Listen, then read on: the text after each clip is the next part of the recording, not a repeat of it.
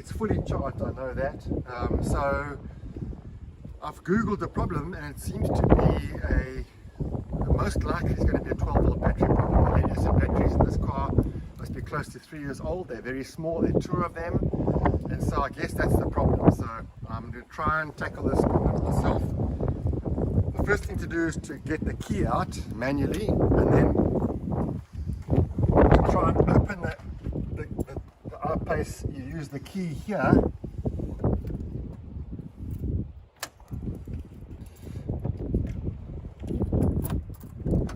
and open it this way.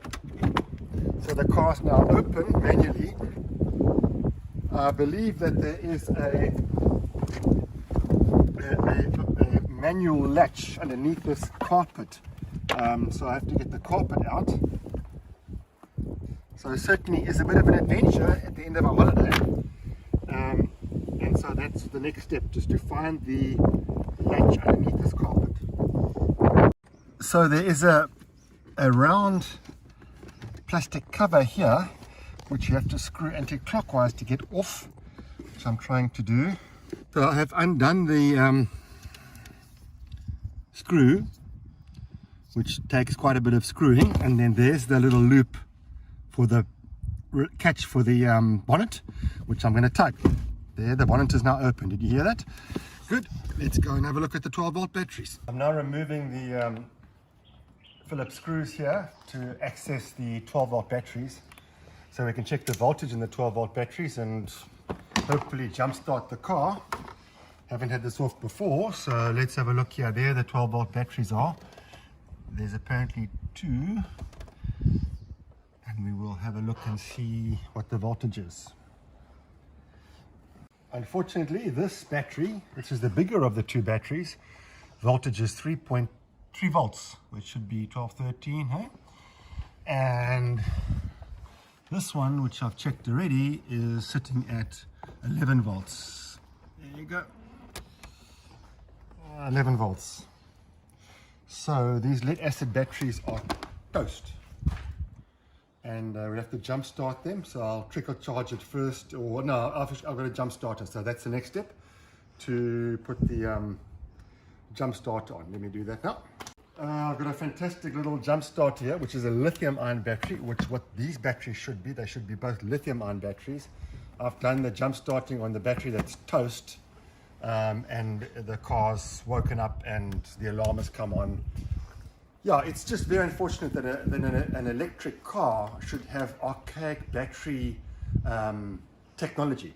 12-volt lead acid batteries are archaic and useless. They last at the most 2 to 3 years, as you know, and yeah, it blows my mind that a car of this sophistication has to run on lead acid batteries for its 12-volt supply. So the car's now starting.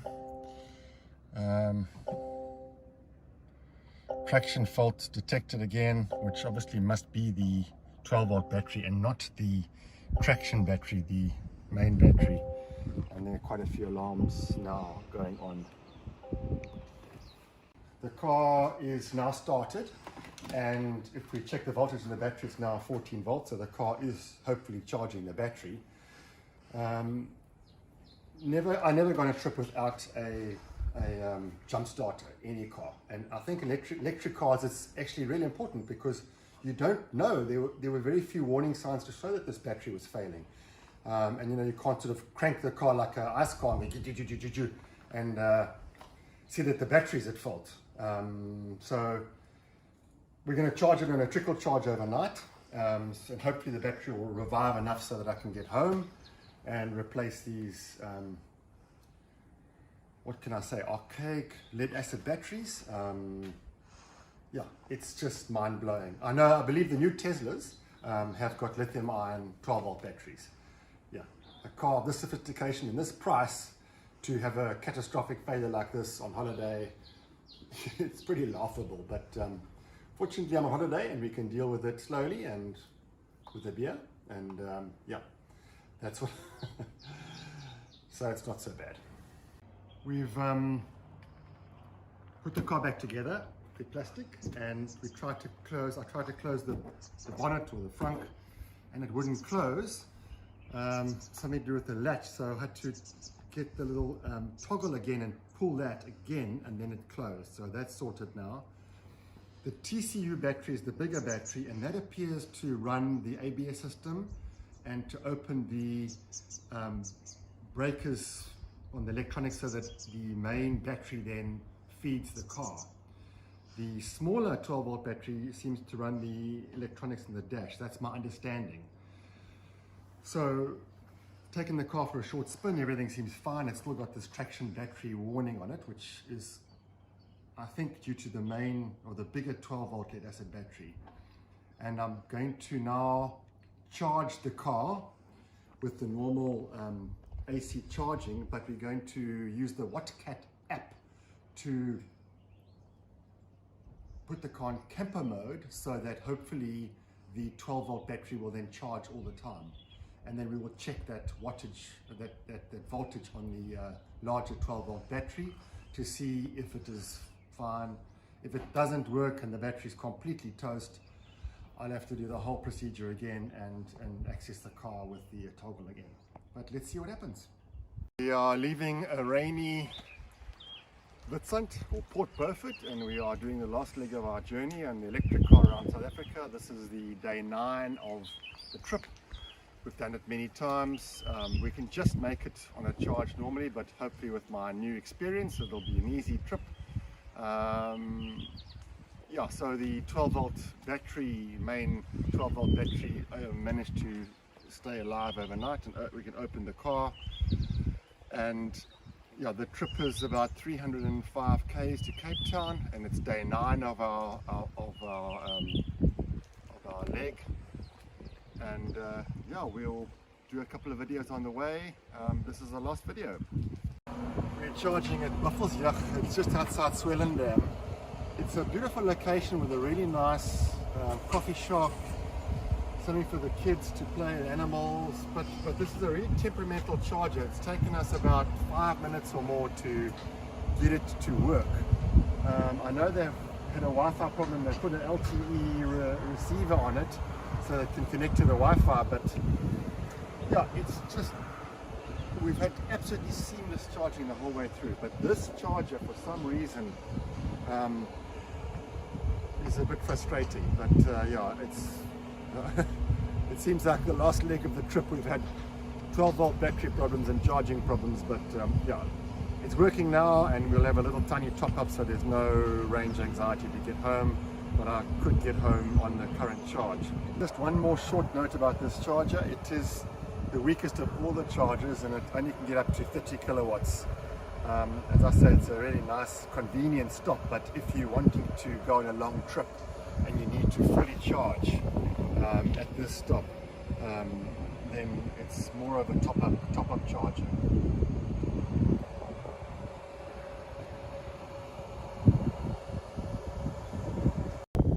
So I thought this might be of interest. It is the first time we've charged on AC in this trip at a public charger. This is a beautiful restaurant and night farm,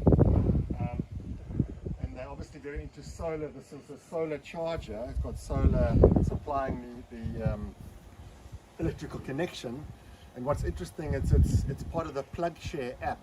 So if you download the app, you will find these chargers. This is for free, and so you can stop at a nice restaurant and charge for free.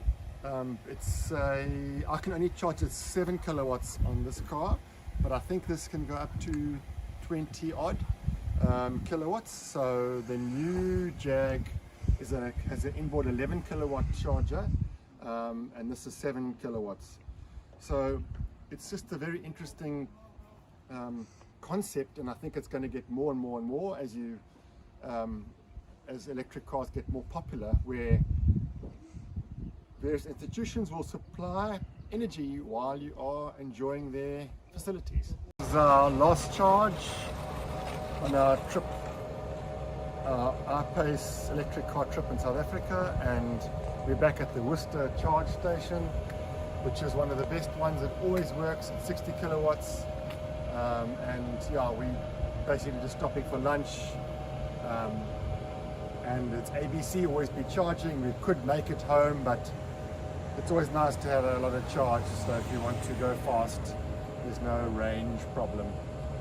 Right, so this is our last little clip of the video, and we had a marvelous adventure of 2 weeks with the electric car around South Africa. Much dirtier our pace, but I'll get it cleaned soon, and I'll get the 12-volt battery sorted out.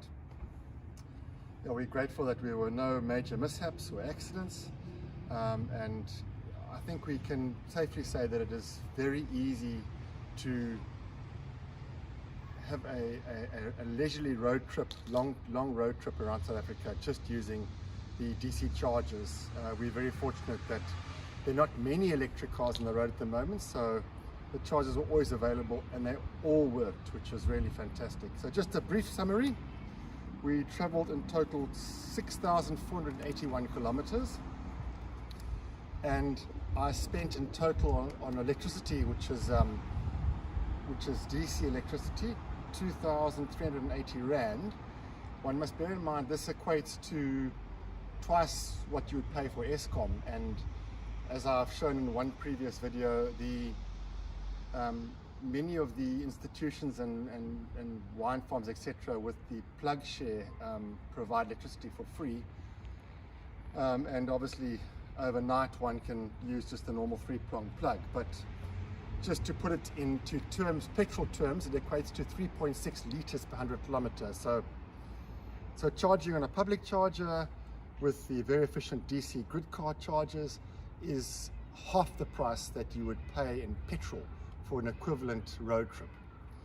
I hope you enjoyed these videos. I think we've just set out to have a wonderful holiday and to prove the effectiveness of electric travel in South Africa.